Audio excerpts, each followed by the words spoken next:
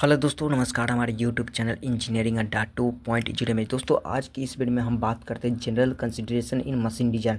दोस्तों आप लोग मशीन डिज़ाइन आप लोग जब करते होंगे तो जनरल कंसिडरेशंस को भी आप लोग करते होंगे, ठीक है। जनरल कंसिडरेशन में हम बहुत सारे चीज़ें को हम देखते हैं, ठीक है। तो अब आप लोग दोस्तों अगर जनरल कंसिडरेशन इसमें अगर हम आप लोग को बता रहे हैं, ठीक है, तो उससे बताने से पहले आप लोग को मशीन्स का डिज़ाइन जो भी होता है, ठीक है, उसके बारे में सारी चीज़ पढ़ना पड़ेगा, ठीक है। तो सबसे पहले हम मशीन डिज़ाइन समझ जाता है, ठीक है, उसके बाद जनरल कंसिडरेशन इसका देख लेंगे, ठीक है।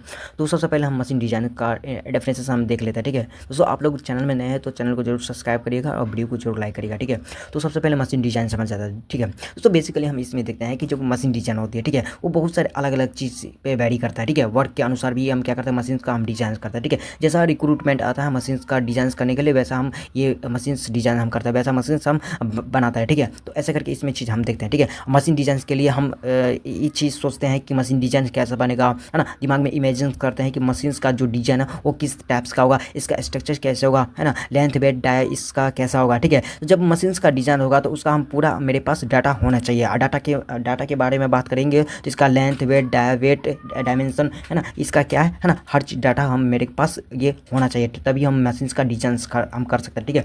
मान के चलिए कोई भी इंडस्ट्री है या कोई भी फैक्ट्री है, ठीक है, उसके अंदर में क्या करता है कि मशीन्स का रिक्रूटमेंट तो होता है, ठीक है। तो जैसा काम है वैसा जैसा वर्किंग है, ठीक है, उस हिसाब से मशीन्स का डिज़ाइन करता है, उस हिसाब से मशीन हम बनाता है, ठीक है। तो इस तरह का हम चीज़ें यहाँ पे हम देखते हैं, ठीक है। मशीन डिज़ाइन में बहुत सारे रिलेटिव मोशंस भी देखने को मिलता है, ठीक है। पार्ट्स के बीच में क्या होता है, रिलेटिव मोशन। अब रिलेटिव मोशंस होती क्या है, ठीक है। मान के चलिए दो गियर है, ठीक है, दोनों गियर आपस में अटैच रहता है, दोनों गियर का जो टीथ है वो आपस में अटैच रहता है, ठीक है। जब वो साइकिलिंग प्रोसेस करती है, जब वो रोटेट करती है तो दोनों को आपस में बीच में रिलेटिव मोशंस होता है, ठीक है। That is called kinematics. इसके अंदर में काइनेमेटिक्स में ही इसको पढ़ने को हमको मिलता है, ठीक है। चलिए दोस्तों आप हम समझ जाते हैं कि general consideration in machine design, ठीक है, ये होती क्या है, ठीक है। इसमें भी सारा चीज़ कवर करता है, ठीक है।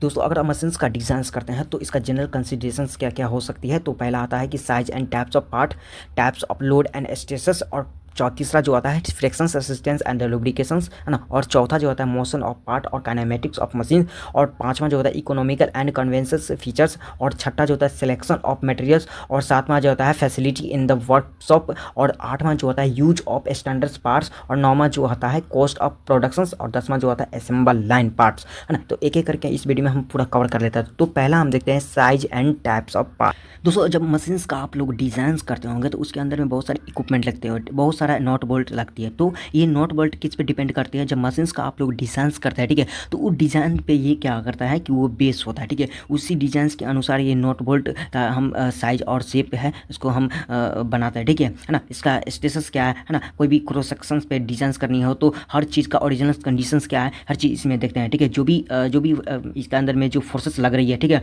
उसको हम प्रॉपर उसका नॉलेज होना चाहिए, ठीक है। जब नॉलेज होगा तभी उसी हिसाब से इसका जो इक्विपमेंट है वो बनाया जाएगा, ठीक है। जो भी मशीन्स का पार्ट से डिज़ाइन कर रहे हैं तो उस सब चीज़ का क्या करते हैं कि हम जो सस्टेंस है ना, मान के चलिए कि कोई भी जो मशीन से डिज़ाइन हो रहा है, ठीक है, उसके ऊपर कभी लोड लग गया है ना, ज़्यादा लोड लग गया, ठीक है, या कभी कम लोड हो गया, तो कभी ज़्यादा लोड लगने के बाद वो कभी फैल ना हो, ठीक है। तो इसी हिसाब से हम इसका इक्विपमेंट बेसिकली इसके अंदर में हम बनाते हैं, ठीक है। अब हम बात कर रहे हैं types of load and stresses. इसमें क्या होता है कि जो भी मशीन है, ठीक है, उस मशीन पे कौन सी लोड लग रही है ना, कौन सी पार्ट्स पे कितना लोड लग रही है, ठीक है, अलग अलग तरीके से, जिससे कि हम जानते हैं कि मान के चलिए कोई भी मशीन है, ठीक है, उसके ऊपर टेंसाइल स्ट्रेस लग रही है, कंप्रेसिव स्ट्रेस लग रही है, या शेयर स्ट्रेस लग रही है, या बेरिंग स्ट्रेस लग रही है। तो हम इसमें हम जानकारी हम होनी चाहिए कि किस टाइप्स का हम जो मशीन डिज़ाइन किए हैं, है ना, उसके ऊपर कौन से टाइप्स का हम उसके अंदर में स्ट्रेस लगने वाली है, ठीक है। तो उसी हिसाब से मशीन का हम डिज़ाइन करते हैं। ये नहीं कि इसके ऊपर जो शेयर स्ट्रेस लग रही है और बेंडिंग स्ट्रेस वाला उसके ऊपर हम ऐसे कर देंगे, ठीक है, तो वैसा चीज़ होगा ना। तो ऐसा में तो क्या होगा कि कभी मशीन भी फेल हो सकती है, ठीक है। तो ऐसा चीज़ नहीं होगा। जो भी मशीन हम बना रहे हैं, ठीक है, उस हिसाब से हम बनाते हैं कि उसके ऊपर कौन सी स्ट्रेस लगेगी, ठीक है। मान के चलिए बेंडिंग स्ट्रेस लग रही है तो ऐसा नहीं कि हम टेंसाइल स्ट्रेस वाला डिज़ाइन कर देंगे, तो ऐसा नहीं हमको करना है, ठीक है। तो इसी हिसाब से हम इसके अंदर में स्ट्रेस कौन सी स्ट्रेस लगेगी इस मशीन के ऊपर,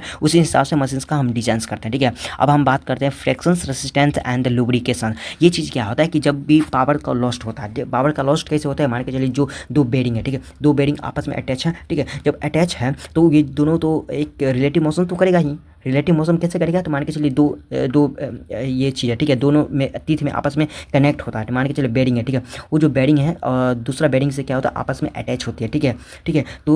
तो आपस में जब अटैच होती है तो उसके अंदर में जो फ्रिक्शन तो जनरेट होता ही होगा, ठीक है, जब मूव करते हैं तो उसके अंदर में फ्रिक्शन तो जनरेट होता ही होगा, ठीक है। तो उसको हम चाहते हैं कि उसको दूर करना है, ठीक है। अगर मान के चलिए जो उसके ऊपर जो स्ट्रेसेस लग रही है, उसके ऊपर जो फ्रिक्शंस लग रही है, ठीक है, मान के उसके अंदर में जो लुब्रिकेशन हम नहीं देंगे, तो दोस्तों एक ऐसा समय आएगा जब वो दोनों आपस में रिलेटिव मोशंस कर रही है ना, फ्रिक्शन रेसिस्टेंस होते होते वो क्या होगा कि एक समय ऐसा आएगा कि वो फेल हो जाएगा, ठीक है। तो इसी को बचने के लिए हम इसके अंदर में लुब्रिकेशन देते हैं या ऑयल इसके अंदर में हम देते हैं, ठीक है। अगर लुब्रिकेशन प्रॉपर नहीं होगा तो फ्रिक्शंस हो सकती है और मशीन्स भी ख़राब हो सकती है, तो इसके लिए हमको लुब्रिकेशन देना ही पड़ेगा, ठीक है।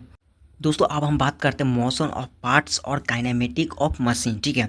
तो इसके अंदर में हम देख लेते हैं, जब मशीन्स का हम डिजाइन करते हैं तो उसके अंदर में तो ये चीज़ तो कंसीडर करते हैं कि उसके अंदर में कौन सा मोशन होने वाली है, जब वो मशीन्स जब रन करेगी तो कौन सा मोशन होगा, है ना। काइनेमेटिक मशीन्स में जो भी मोशन होगा उसका पार्ट्स का डिजाइन कैसा होगा, तो इसी में हम देख लेते हैं मोशन ऑफ पार्ट्स और काइनेमेटिक्स मशीन्स, ठीक है। तो इसमें बेसिकली हम देखते हैं कि जब भी पार्ट्स के बीच में मोशन होती है तो हम ये चीज़ कंसीडर करते हैं कि कौन सा टाइप का इसके अंदर में जो मोशन होगा। मान के चलिए एग्जाम्पल में बात करते हैं, कर्वलिनियर मोशन हो सकती है ना, और कांस्टेंट और वेरिएबल मोशंस हो सकती है ना, रेक्टिलिनियर मोशंस हो सकती है, तो ऐसा करके मोशन होता है, जो जैसा मोशन के अंदर में होगा, ठीक है, तो वैसा ही मशीन्स का हम डिजाइन इसके अंदर में बनाएंगे, ठीक है। अब आता है 5वां number, economical and conventions features, ठीक है। दोस्तों इसके अंदर में हम देखते हैं कि जो भी ऑपरेशंस फीचर है, यानी जो मशीन्स का हम डिजाइन जो किया है, जो मशीन्स को हम बनाए हैं वो किस ऑपरेशंस के लिए इसको बनाया है, ठीक है ना। तो जैसा इसके अंदर में जो फीचर होगा ऑपरेशंस करने का, ठीक है, तो वो सब का एक केयरफुली क्या होगा स्टडी करना पड़ेगा, ठीक है। तो स्टडी करने का मतलब क्या है कि इसके अंदर में हम स्टडी वे चीज़ करेंगे कि इसके अंदर में जो ऑपरेशन होगा कैसे ऑपरेशन होगा, इसका कौन कौन सा फीचर्स है ना, मशीन्स का डिज़ाइन कैसे यहाँ पे किया है, ठीक है। तो उसी हिसाब के अंदर में जो भी ऑपरेशन होता है उसी हिसाब से इसका अंदर में क्या करते हैं, स्टडी हम करते हैं, ठीक है। दोस्तों अब 6 नंबर पे बात करते हैं सिलेक्शन ऑफ मटेरियल। दोस्तों जब हम मशीन्स डिज़ाइन करते हैं, जब हम मशीन्स को बनाते हैं, तो बनाने के लिए हमको तो मटेरियल तो चाहिए भाई, है ना। उसी मटेरियल तो चाहिए ना, तभी तो हम मशीन्स का हम डिज़ाइन कर सकते हैं, ठीक है। तो उसका हमको मेरे पास जो है कौन सी मटेरियल्स का हम मशीन्स बनाएंगे, ठीक है, कौन से मटेरियल्स का मशीन्स होगा, ठीक है, तो उसका प्रॉपर मेरे पास नॉलेज होना चाहिए, ठीक है। ये नहीं कि हम बना रहे ब्रिटेन मटेरियल्स के लिए अब बना दिए डक्टाइल मटेरियल वाला, ठीक है, या हमको बनाना है डक्टाइल मटेरियल वाला तो बना दिए ब्रिटेन मटेरियल वाला, तो ऐसा करके ये हमको नहीं करा, ठीक है। तो एक तरह से प्रॉपर मेरे पास नॉलेज होना चाहिए, ठीक है, कौन सी मटेरियल्स का हम बना रहे हैं, ठीक है, मशीन्स डिज़ाइन हम कर रहे हैं, ठीक है, उसका प्रॉपर्टी क्या है, उसका कंडीशंस क्या है, इस सब का मेरे पास जानकारी प्रॉपर तरीके से मेरे पास होनी चाहिए, ठीक है। मशीन्स के फ्लेक्सिबिलिटी आगे चल के क्या होना चाहिए, ठीक है ना, जो कि इन्वायरमेंट में वो ढल जाएगा कि नहीं ढलेगा, ठीक है ना, उसका प्रॉपर स्ट्रेंथ पता होना चाहिए, ठीक है। तो ये सब चीज़ का जानकारी मेरे पास होना चाहिए, ठीक है। दोस्तों अब 7 नंबर पे हम बात करते हैं फैसिलिटी इन द वर्कशॉप, ठीक है। तो इसमें हम देखते हैं बेसिकली हम देखते हैं कि जब भी मशीन्स का डिज़ाइन हम करते हैं, ठीक है, तो उसका मेरे पास प्रॉपर जो नॉलेज है मेरे पास होनी चाहिए, ठीक है। इसका लिमिटेशंस क्या है मेरे पास होनी चाहिए, ठीक है, क्या चीज़ अवेलेबल है, ठीक है, मशीन्स इसमें कितना अवेलेबल है ना, इसके अंदर में रिसोर्सेज है या नहीं है, मशीन्स का अवेलेबल कितना है, कितना मशीन्स अवेलेबल अभी मात्रा में है, ठीक है, कैसे ऑपरेशन इसके अंदर में करनी है, इसके अंदर में फैसिलिटी क्या है, इसके अंदर में इक्विपमेंट क्या है, बहुत सारा चीज़ों को मेरे पास इसके अंदर में मेरे पास जानकारी होनी चाहिए, ठीक है। अब हम 8वां नंबर बात करते हैं यूज ऑफ स्टैंडर्ड्स पार्ट। इसके अंदर में देखते हैं कि जो भी डिज़ाइंस में हम कर रहे हैं, ठीक है, तो उसका पार्ट्स क्या है ना, उसका स्टैंडर्ड पार्ट क्या है, यानी महत्वपूर्ण को कौन कौन सा इसके अंदर में जो भी पार्ट्स है ना उसको यूज कैसे करनी है, ठीक है। तो यही चीज़ इसके अंदर में हम बताते हैं, ठीक है। दोस्तों अब 9 नंबर पे हम बात करते हैं कॉस्ट ऑफ प्रोडक्शन। दोस्तों बेसिकली इसके अंदर में हम देखते हैं कि जो भी मशीन्स का डिज़ाइन किए हैं या कोई भी जो डिज़ाइनर है, ठीक है, जो भी मशीन्स का डिज़ाइन किया है, ठीक है, तो हम चाहते हैं कि जब ऑपरेशन हो, है ना, या जब मशीन्स बने, ठीक है, तो उसका कॉस्ट है जो है कम से कम होनी चाहिए, ठीक है।